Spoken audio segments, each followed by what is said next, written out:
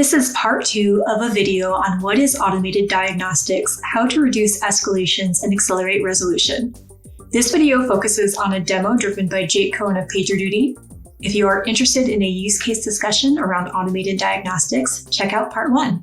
So here we are. As mentioned, we're in PagerDuty's incident response product. We can see that I have a incident for my payment service. It's actually called out which pod specifically has gone into alert.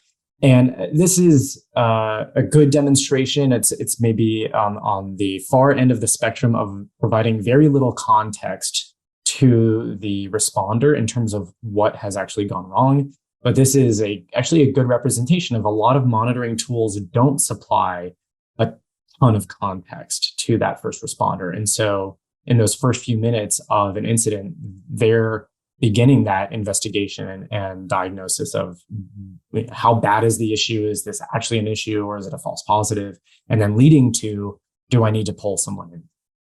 What you'll see here is that I've created a Slack channel already for my incident. And so that's what we see here is through PagerDuty's native integration with Slack, I created a Slack channel for people to start following and responding to this incident. So what I am going to do now is click on this Run Actions button. And this is where we see our Automation Actions add-on. And what you see here are these predefined jobs or automations that responders can now select from and run on demand ad hoc. I should mention, though, that with PagerDuty's Event Intelligence add-on as well, this can be run automatically as soon as that incident is triggered. I'm just, for demonstration purposes, showing that this can be invoked at the click of a button. And so when I go ahead and click that, it's going to give me some context as to what is going to be run. It's telling me I'm going to run a process automation type of action rather than just a script. And so I'm going to go ahead and click Run Job, and then I'm going to tab over to our process automation interface. And you can see that invoked our diagnostic job. You can see it's our e-commerce platform diagnostics.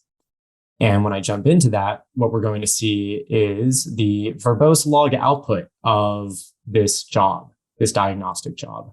And so we can see, again, we've got very dense Kubernetes logs. We have a check of target instances behind a load balancer in AWS. And then we're also checking if there are any recent events from AWS's status pages. And so we're answering the question, is it us or is it them? And so what this does at the end of it is it's going to post the simplified output back to the incident timeline.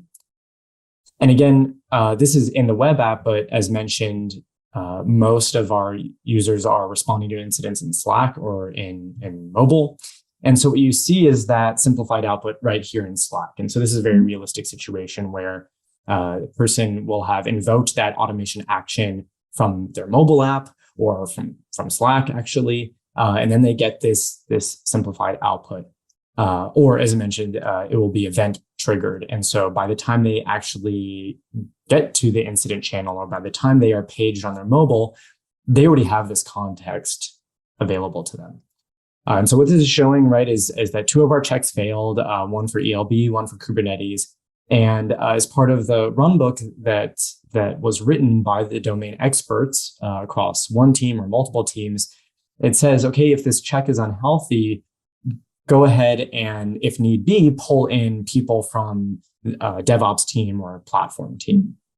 And so this is a great demonstration of showing that as part of that runbook, I, as a junior engineer or even a more experienced tenured engineer, know that if I do need help, who can I go to for help? And who should you go to for help as well? In terms of running checks on, say, like Kubernetes or AWS, like how hard is that to set up? Like, how does that work? Sure. So we did want to, spend a minute or two actually going into looking at the definition of this job and showing what's actually happening under the hood and how difficult is this. So what I'll do is actually go into the workflow definition. That's what we see here. And, in my experience, a lot of automation tools are code based, and there's YAML involved, and you can define these jobs as YAML. But what I do really like about process automation and the Rundeck core product is that it gives you this option to see an extremely simple workflow definition, like we see here. And so what you see here, right, is step one is to identify the pods that are affected by this service that caused the alert. And then what we're using is one of our pre-built Kubernetes plugins. A plugin is just our nomenclature for an integration. And these are also available to the open source community. We do fully support them, but it's been part of the open source project for a while. And what I wanted to point out here actually is that while we provide a large library of plugins out of the box, the process automation and Rundeck products are really well suited to wrap around the existing automation and interfaces that teams are already accustomed to using. So in this case, if a team is very used to using the kubectl command line interface for diagnosing and troubleshooting Kubernetes, then we can easily wrap around that mechanism. And so if teams are using Ansible or Jenkins or scripts hosted on GitHub, the product is designed to wrap around that existing automation. And then the rest of these are a demonstration of using plugins as well. And so in this case, right, we're looking at those cloud health events from AWS to see if it was something on their side that caused this alert or not. And this is our check to retrieve unhealthy targets behind an Elastic Load Balancer, and then posting that data back to PagerDuty using, again, our out-of-the-box plugin for that. And this is where you can see, in this case, we hard-coded, okay, if for each check, this is the team that you should pull in for help if need be.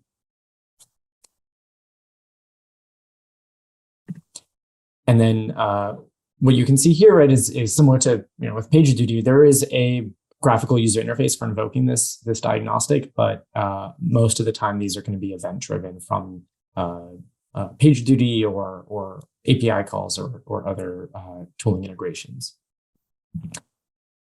So what I'll quickly do to wrap up the demo, though, is, and I had alluded to this earlier, is it's, for us, automating diagnostics is about reducing the number of people involved. But at the same time, it is with this mindset of that end-to-end incident. And so there's the question of, now what? You have the diagnostics, and maybe that's helped you know who to pull in, or it's helped you know if it's okay to run a BandAid Fix to remediate this issue right now here on the fly. And so what you see here from the incident is I can, run an action that would be running another automation action. I can change the priority. I can run a new status update. I can pull in more people. But let's just say I click on run an action, and I can say that I want to maybe rerun the retrieving of diagnostics because I've been working on this, or I know others have been working on this. And so if I want to get an updated status of these endpoints, I can rerun those diagnostics, and that will help me send out a valid status update to stakeholders, maybe update our status page for our customers to see. But then maybe I want to run a resolution and redeploy our service, but cutting a dependency on a third-party API that we know we've had trouble having a consistent integration with.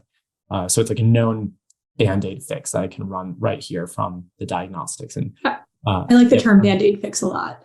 This is temporarily going to get us through this, but then we may have to do something else. Yeah, and we all have those as practitioners, right? We have those BandAid fixes, whether it's just redeploy the pod, even if it's the same version of the app that we're redeploying. Maybe it's a rollback to the last known healthy version. Maybe it's a failover or an auto scaling or a rollback or a redeploy, right? But that making those playbooks also securely available to responders is certainly part of the value proposition here. But what I will say, and this is tying everything back together to where we started in terms of what is automated diagnostics and why, right? Why did we start with diagnostics as our foothold into automation, this kind of automation and incident response. And that is that for many teams, remediation is taking action and change in their environment that is a different level of automation. It requires a lot of security review, but above and beyond that, what is clearly known now is that the remediation playbook that works today might not be safe and work tomorrow. And that's just because of that dynamic nature of environments that people are operating in today. So we'll go back to the slides. And so this is showing kind of this end-to-end process of what does this look like using process automation for automated diagnostics. And what we're showing here is what we were describing in terms of an alert from monitoring will trigger an incident, but that incident is identified through event management, which is the identifying of anomalies, alert grouping, and deduplication. And that can automatically kick off this process automation diagnostic runbook, which automatically goes and queries the tools, infrastructure, and services for that diagnostic data. Again, for the purposes of the demo, we showed invoking it by the click of a button, but in 99% of customer environments, this will be just driven automatically so that when that responder is paged, they already have that context.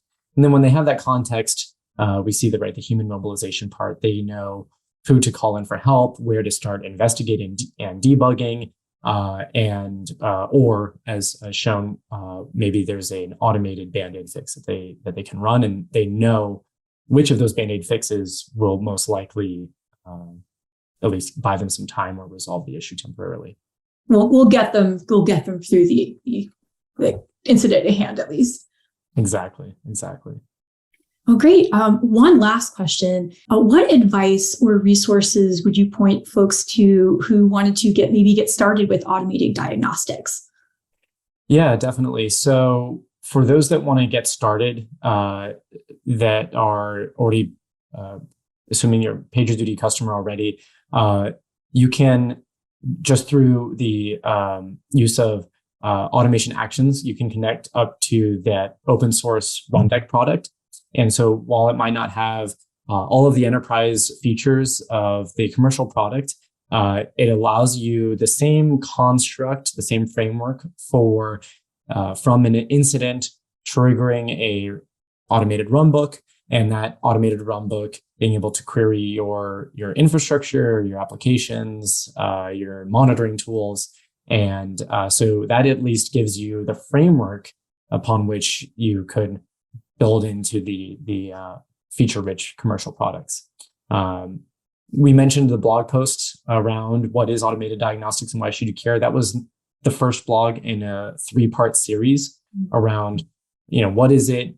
What are some common examples of this? And what does PagerDuty provide to those that are interested? And on that last piece, maybe to wrap up, is I'll say that for those that do engage with the commercial product, we've written a handful of out-of-the-box, I don't want to say templates, but actual examples for if you're running Redis. Here's the check that you will run to confirm whether or not Redis is running effectively, and for Nginx, and for common AWS components.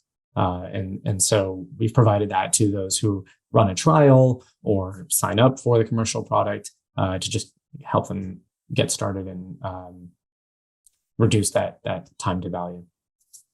Yeah, well, this has been great. I have learned a lot. Automated diagnostics was not a term that I just had in my vocabulary prior to you talking to you about this.